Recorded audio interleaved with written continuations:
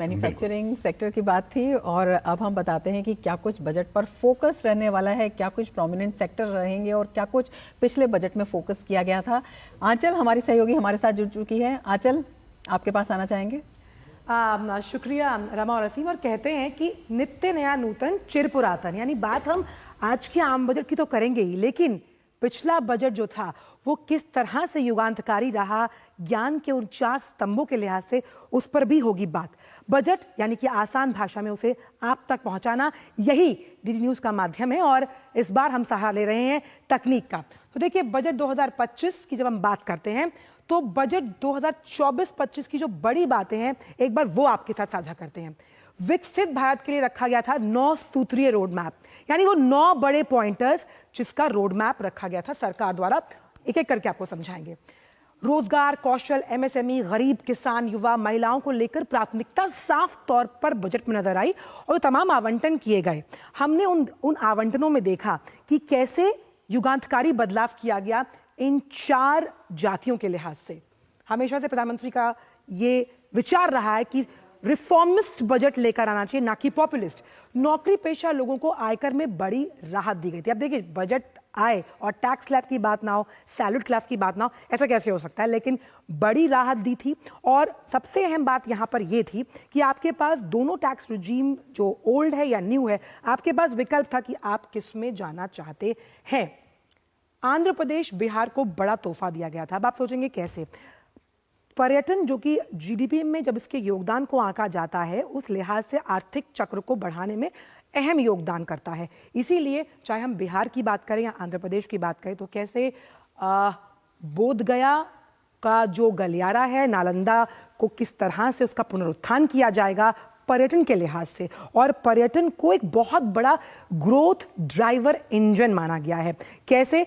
भाई, आप गाड़ी चलाते हैं, गाड़ी चलाने के लिए अगर आपका ड्राइवर मजबूत है, सशक्त है, तो आपकी गाड़ी सरपट दौड़ेगी। और वो ड्राइवर्स जो हैं, ये तमाम सेक्टर, उस पर भी हम करेंगे चर्चा कुछ देर में। विभिन्न मंत्रालयों को बड़े पैमाने पर आवंटन किया गया। कुछ देर बाद हम आपको ग्राफ से भी समझाएंगे कि 2013-14 से लेकर अब तक कितना आवंटन जो है वो बढ़ा है। आप कृषि क्षेत्र की बात कीजिए, डिफेंस की बात कीजिए, और ये तमाम जो सेक्टर्स हैं वो इतने अहम हो जाते हैं क्योंकि इनका योगदान पूर्ण जीडीपी के लिहाज से, और कैसे जब हम ब्राइट स्पॉट की बात करते हैं भारत को खड़ा करने की, कल जिस तरह से आर्थिक सर्वेक्षण में भी कहा गया, द न्यू फ्यूचर सेक्टर क्या है? वो कृषि है। कैसे बना? हमने उसको ड्रोन से जोड़ा। हमने आपको 167 वो किस्में बताई फसलों की जो क्लाइमेट रिजिलियंट है। भाई, आपको पता लग जाएगा कि अगर गर्मी या शुष्क मौसम है तो कौन सी फसल आपको उगानी है। और इसके लिए तमाम आवंटन किए गए। चाहे हम सॉइल हेल्थ कार्ड्स की बात ले लें, हम कुसुम पंप योजना की बात कर लें, ये तमाम ऐसे आवंटन इन योजनाओं पे खर्च किए गए ताकि इन सेक्टर्स को बढ़ावा मिले। तो ये मंत्रालय तमाम थे जिन पर बड़े पैमाने पर आवंटन किया गया। अब देश के पूर्वी राज्यों के विकास के लिए पूर्वोदय स्कीम की घोषणा की गई, यानी लुक ईस्ट पॉलिसी। और इस पॉलिसी को सरकार ने बहुत ज्यादा सीरियसली लिया।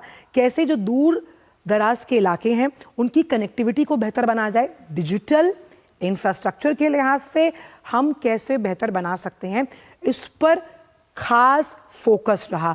क्योंकि ये तमाम जो राज्य हैं, जो पूर्वोत्तर राज्य, ये नेचुरल रिसोर्सेज में एनरिच्ड हैं, प्रचुर मात्रा में यहाँ पर आपको नेचुरल रिसोर्सेज मिलते हैं। तो कैसे आप उनसे आर्थिक प्रगति को जोड़ेंगे, ये हमने पिछले बजट में भी देखा था और इसका पूर्वोदय स्कीम के लिहाज से घोषणा की गई। कनेक्टिविटी पर दिया गया विशेष जोर। प्रधानमंत्री हमेशा कहते हैं कि हम बात करते हैं हाईवेज, हम बात करते हैं हाईवेज, और ये जो हाईवेज जो है ना, ये आपकी आर्थिक चक्र को कैसे आगे लेकर जाते हैं, ये सबसे बड़ा वाहक है। जब किसी भी हाईवे पर ट्रक्स और गाड़ियां दौड़ती हैं, यानी मालवाहक ट्रक दौड़ते हैं, तो वो बताते हैं कि आपका राज्य या आपका देश कैसे आर्थिक प्रगति के लिहाज से दौड़ रहा है। और इसका जिक्र तो कल हमने चीफ इकोनॉमिक एडवाइजर साहब ने भी कहा कि भाई 2% की ग्रोथ से, 2% की ग्रोथ से वैश्विक अर्थव्यवस्थाएं आगे बढ़ रही हैं और हमारा ग्रोथ रेट उनसे डबल डिजिट में है। तो कनेक्टिविटी पर भी विशेष जोर दिया गया। टूरिज्म की अगर बात की जाए, पर्यटन को अगर देखें, तो पर्यटन में कैसे हम तमाम काशी विश्वनाथ कॉरिडोर जो था उसके लिहाज से बोधगया का कॉरिडोर बनाया जाएगा और कैसे उसको स्थापित कर आप ज़्यादा से ज़्यादा टूरिस्ट उस राज्य में आकर्षित करते हैं। टूरिस्ट आएगा, आपके राज्य को पैसा मिलेगा, निवेश आएगा, पब्लिक प्राइवेट पार्टनरशिप आपके पास आएगी। आप देखिए तीनों इंपॉर्टेंट ड्राइवर्स जो आपके राज्य को आर्थिक प्रगति पर लेकर जाएंगे। वित्तीय घाटा जीडीपी का 4.9% रहने का लगाया गया था अनुमान और हम अभी कंफर्टेबल पोजीशन में ही हैं।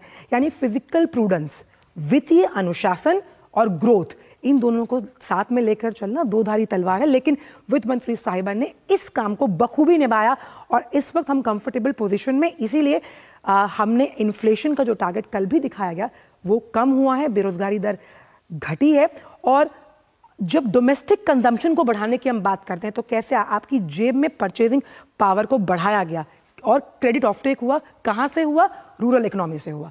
तो ये तमाम बड़ी बातें जो हमने रखी और विकसित भारत के लिए 9 सूत्रीय रोड मैप रखा गया। लगातार आगे आते रहेंगे, अभी तो बहुत सारे ऐसे सेक्टर्स हैं जहां पर हम करेंगे चर्चा और हम आपको बताएंगे कैसे मंत्रालयों का आवंटन हुआ और ये तमाम बातें अब आपसे करनी है। लेकिन इन बातों से इतर स्टूडियो में मेरे सहयोगी मौजूद हैं, उनके पास भी विशिष्ट मेहमानों का पैनल जुड़ा हुआ है। ओवर टू रमा एंड असीम। बहुत बहुत शुक्रिया आंचल, इन तमाम बड़ी बातों को हम तक पहुंचाने के लिए। क्या